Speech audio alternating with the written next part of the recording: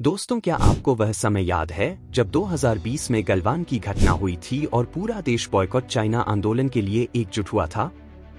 लोग चीनी सामान तोड़ रहे थे, आग लगा रहे थे और मान रहे थे कि इससे चीन को भारी नुकसान होगा। लेकिन आज 4 साल बाद स्थिति बिल्कुल अलग है। जानने को उत्सुक हैं क्यों? आइए इस रहस्य को सुलझाएं और समझें कि ऐसा क्यों हो रहा है और हमें आगे क्या करना चाहिए।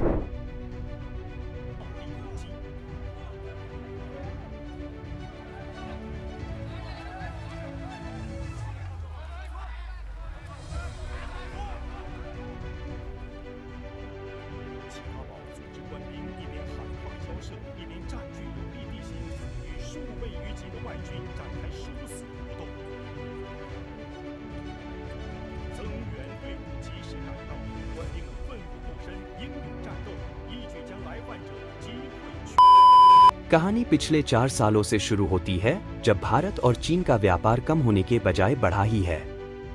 सबसे चिंताजनक बात यह है कि भारत में चीनी आयात पहले से कहीं अधिक बढ़ गया है।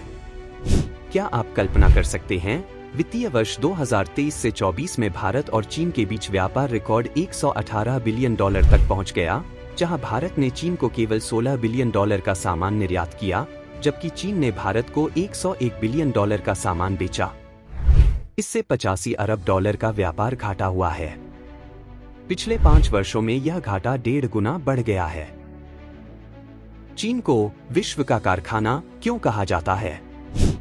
इसका मुख्य कारण इसका सस्ता श्रम, सस्ती बिजली, विश्व स्तरीय बुनियादी ढांचा और कर सब्सिडी है। चीन की उत्पादन लागत भारत की तुलना में काफी कम है, जिससे उसके उत्पाद अंतर्राष्ट्रीय बाजार में सस्ते हो जाते हैं और भारतीय कंपनियां प्रतिस्पर्धा नहीं कर पाती हैं।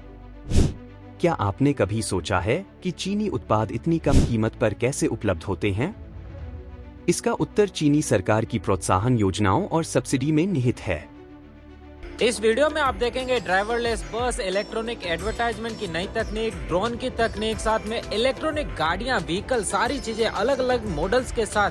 भीड़ से कैसे बचे, कितनी भीड़ यहाँ पे होती है, फाजो कैंपस कहाँ पे मिलेगा, मेट्रो में कैसे सफर करेंगे, खाना कहाँ खाएंगे, शुद्ध शाकाहारी खाना कैसे मिलेगा, कार्ड कैसे बनाना है, आपका वीजा कैसे लगेगा, नई टेक्नोलॉजी के पंखे कैसे हैं, इलेक्ट्रॉनिक चार्जर कैसे हैं, साथ में AI टेक्नोलॉजी कैसी है, ये बोर्ड कितने का मिलता है, मतलब वो तुलनात्मक रूप से चीन में कच्चे माल की लागत भारत की तुलना में 20 से 25% सस्ती है, बिजली 20% सस्ती है और श्रम उत्पादकता भारत की तुलना में 1.5 गुना अधिक है।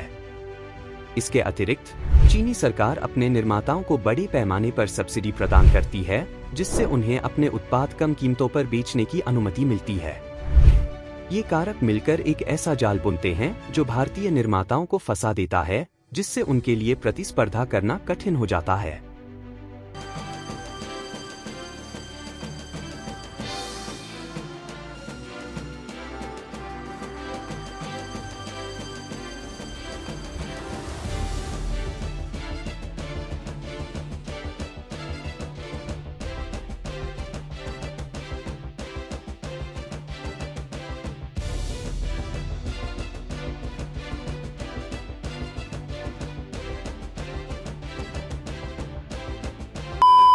भारत सरकार ने पिछले कुछ वर्षों में कई महत्वपूर्ण कदम उठाए हैं, जैसे चीनी ऐप्स पर प्रतिबंध लगाना, चीन से FDI को रोकना और ताइवान के साथ संबंधों को मजबूत करना। इसके अतिरिक्त विनिर्माण को बढ़ावा देने के लिए PLI योजना शुरू की गई थी। लेकिन हमें और आगे जाने की जरूरत है। चीन की रणनीति का मुकाबला करने के लिए हमें उनकी तरह सोचने की जरूरत है। चीन अपने उत्पादों को भारतीय बाजार में डंप कर देता है ताकि भारतीय निर्माता टिक न सके। उदाहरण के लिए, यदि चीन में किसी फोन की कीमत $200 है, तो वे इसे भारत में $150 में बेचते हैं, ताकि यह सुनिश्चित किया जा सके कि कोई भी भारतीय स्मार्टफोन कंपनी उनके खिलाफ खड़ी न हो सके। हमें इस रणनीति का मुकाबला करने के लिए मजबूती से खड़े होने की जरूरत है। हमें चीनी उत्पादों पर एंटी डंपिंग शुल्क लगाने, अपनी विनिर्माण क्षमता बढ़ाने, स्थानीय उत्पादों को बढ़ावा देने और वैश्विक कंपनियों को भारत में आकर्षित करने की आवश्यकता है। इसके अलावा हमें अपने बुनियादी ढांचे को मजबूत करने, कर राहत प्रदान करने और श्रम कानूनों में सुधार करने की जरूरत है। क्या आप जानते हैं कि दिवाली 2023 के दौरान चीन को 1 लाख करोड़ रुपए का नुकसान हुआ था?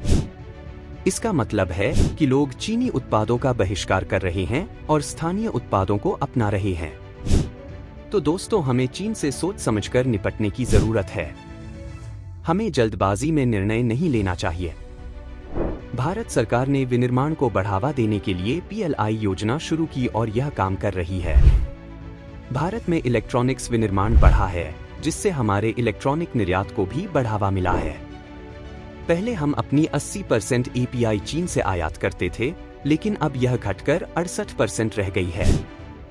भारत में खिलौना निर्माण में भी उल्लेखनीय वृद्धि देखी गई है। चीन का मुकाबला करने के लिए हमें भारत में विनिर्माण इकाइयां स्थापित करने के लिए वैश्विक कंपनियों को आकर्षित करने की आवश्यकता है। हमें पश्चिमी और यूरोपीय देशों के साथ अपने राजनयिक संबंधों को मजबूत करने और उनके साथ मुक्त व्यापार समझौतों पर हस्ताक्षर करने की आवश्यकता है।